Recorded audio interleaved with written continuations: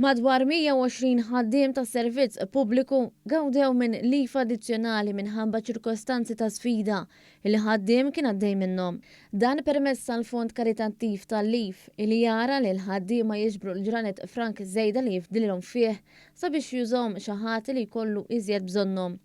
Is-Segretarju Permanenti fl-Uffiċċju tal-Prim Ministru Dr. Joyce Kassar spjegat kif dan il-fond jassigura li blat karitattiv ta' ħaddiem oħra l-ebda persuna ma titħalla bla paga fl-aktar momenti diffiċli ta' ħajjitha.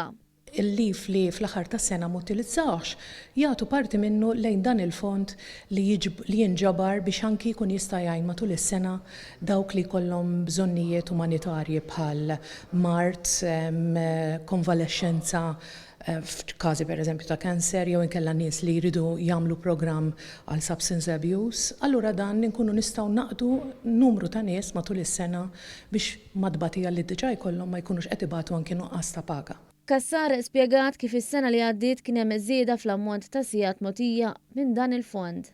Matul l-2021 kellna mogħtija 49,700 siegħa u gawdew minnhom xi 120 impjegat li minnhom ġieli jkun hemm iktar minn talba waħda, komparat pereżempju mal-2017 li kellna isu xi 21,000 siegħa. Din iċ-ċifra turi żieda wkoll min numru ta' sigħat li ġew utilizzati tul is-sena ta' qabel, hekk kif fl-2020 uffiċjali pubbliċi gawdew minn 47,000 sigħa ta' lif offruti minn kollegi tagħhom fis-servizz pubbliku.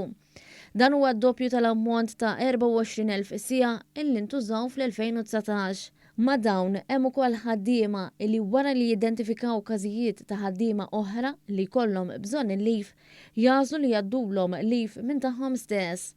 Stqarret kif dawn l-aħħar snin is-servizz pubbliku qed jadotta sistema li ddur kompletament mal-bżonnijiet tal-ħaddiema u għalhekk ikun assigurat li jekk kif persuna jispiċċala il-lif u s-sick leave imħallas jiġu konsidrati biex igawdu minn dan il-fond.